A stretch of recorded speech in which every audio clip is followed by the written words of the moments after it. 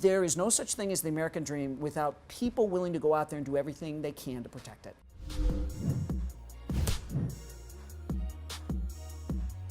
That's #1 New York Times bestselling author Brad Thor. His new book is out. It's called Use of Force, and you can buy it pretty much wherever books are sold.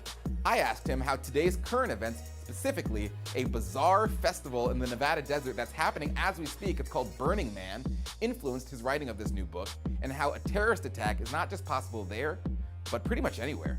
One of the things about your book is that you don't know whether you're reading a novel or whether you're reading the front of a newspaper.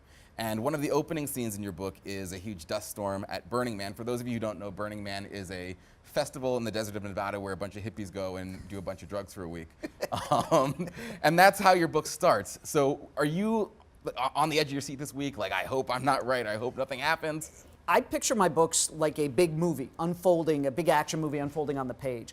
And so I chose Burning Man because it's this kind of funky, collectivist vibe that's there. So they don't judge anybody, which is a great opportunity for terrorists to sneak in because any odd behavior is not going to get reported. And everybody's in costume. So it'd be easy for a bunch of terrorists to run around. And Burning Man is more densely packed than the City of London.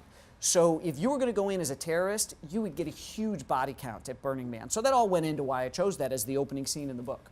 Now, if there were to be an attack that happened at Burning Man this year... Hopefully not. Hopefully that does not happen. But that's usually the case with your books. You kind of walk that fine line. Do you ever get nervous? I do. People say, are you afraid you're giving the bad guys ideas? And I'm not. I know that these things are talked about in law enforcement and all that kind of stuff. So the fact is that anything could happen. Some guy could come up in the elevator right now with a suicide vest on and take out this whole operation here in New York while we're doing this. So the fact is that I don't think I'm giving anybody any ideas they haven't thought of. Anytime you have a collection of people, group of people, there's a potential terrorist attack there. It's just the way we live now. The impetus of this book was a true story, as all your books are, the laptop of doom. Can you talk about that? Yeah, so Glenn Beck once coined what I do as faction, where you don't know where the facts end and the fiction begins.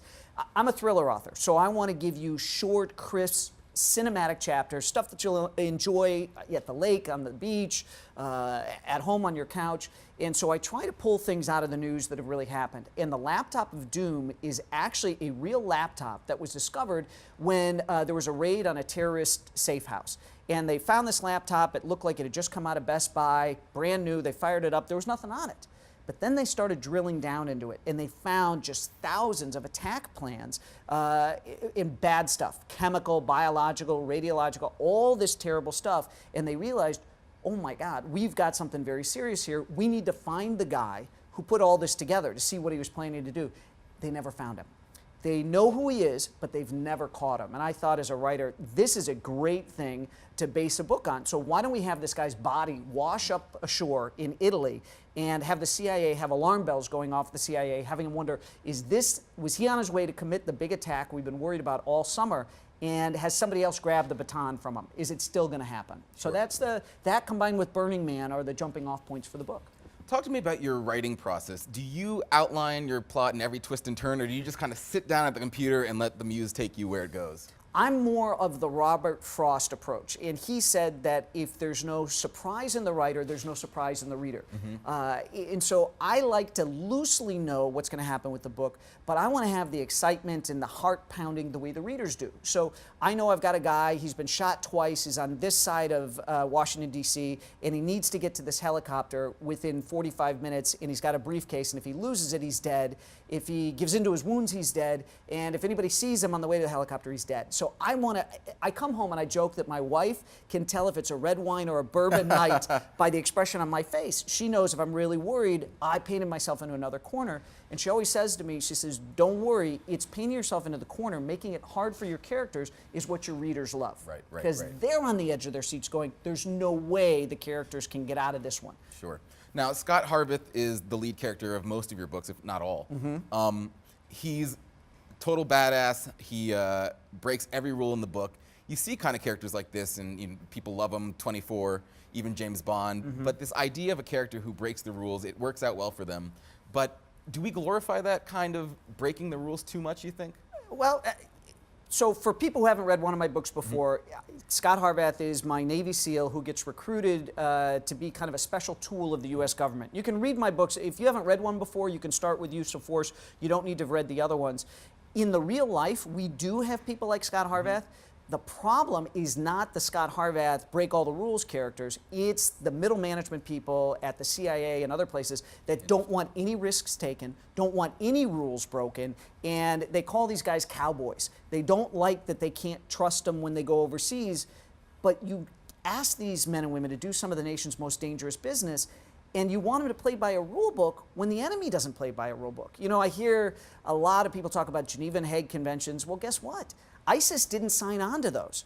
You know, you're supposed to wear an armband or a uniform so we can identify you, not hide behind women and children in villages or in neighborhoods in Brussels and things like that. So that's part of what I wrestle with in the book is where should we be with rules? Should we be following every single rule, or should our people be allowed to cut corners? Should we be focused on keeping Americans safe at all costs? Bottom line, there is no such thing as the American dream without people willing to go out there and do everything they can to protect it. Sure. And that's what I talk about in the books. Let me ask you a personal question. You are a fiction writer, obviously. You say you love politics, though, and not a lot of people are willing to admit that they love politics. I do. Why didn't you go into, being a political columnist? Why did you choose fiction? I really believe in what Andrew Breitbart said, which is politics are downstream of culture. And so we've got lots of bright, talented young people that get out of college and they go work at think tanks in DC. That's not where we need them. We need them in media. We need them in Hollywood. There's a gentleman named Patrick Millsaps who worked for Newt Gingrich who's very active in Hollywood right now. And he says it isn't that Hollywood is completely left. It's that the right has ceded Hollywood, that the right doesn't involve themselves enough in Hollywood. Hollywood is green. They like to make money. They like to tell great stories. Sure. As you and I are sitting here, Vince Flynn, who was one of my colleagues who was taken way too soon, he's got a new movie coming out called American Assassin with Dylan O'Brien, September 15th. By all accounts, it's going to be a huge blockbuster movie. That's a big deal. That's a big deal because Vince was a right-of-center guy, but the filmmakers are not there to make a statement. They're there to make money. So if you provide Hollywood with good stories, you're going to make money. So I've always wanted to write since I was a little boy. So this is my calling. I'm passionate about my writing, but I'm also passionate about the country. You and I, before we started the interview, we were talking about the fact that the United States is so special because it was set up to protect the largest minority in the world, which is the individual. So I'm a big believer in you do your business, you do it as well as you can, but we're also stewards of the Republic. It's incumbent upon you and me to hand a stronger, freer, more prosperous nation to the next generation than was given to us. And guess what? We're not getting freer. We're actually less free as the government grows. It grows at the expense of our liberty. So that's why I'm so involved, is because it's my duty. I can't not be quiet. I love writing. It's what I want to do. But I also want to be a voice for freedom and for liberty. Sure. Speaking of Hollywood, Hollywood actors and actresses are talking about how if they come out as conservative, they're going to have a hard time finding work, so they don't. Clearly, you don't have the problem of selling books. You've sold a ton of books. So why don't you have that problem with being a conservative and an outspoken conservative at that? Well, I think, so as blogging started and all this kind of stuff, I thought that the key was to be as snarky as possible. And you watch Louis C.K. on Conan, and he talked about not giving his kids smartphones. Because if his kids were going to be bullies, he wanted them to have to do it to the face of the other kids so you could see how you hurt somebody. So I actually used to be snarky when I would write way back before Breitbart died, and I did some national security pieces for Breitbart and stuff. I was really tough on the other side. I was very snarky. As I've grown up and I've matured, my focus is on the individual. So if you're a libertarian or you're a Democrat, that doesn't matter to me. I want to see everybody as a fellow American. I'm more concerned, particularly now in this political climate, about what unites us rather than what divides us, because it's so poisonous, it's so toxic on both sides. If somebody doesn't like you, it's not enough for them in this day and age to just disagree with you. They want you to lose your job. They want to permanently make it so that you can't work anywhere. That's not good. We are Americans first, and I don't want to see it take another 9/11 to bring us all together. The sooner we can do it for reasons outside of something like a 9/11, the healthier and better off the country will be. Brad Thor, everyone, his book is out. It's called Use of Force, and that concludes today's brief. You can follow me on Twitter at MillerStream. Thanks for watching, and we'll see you next time.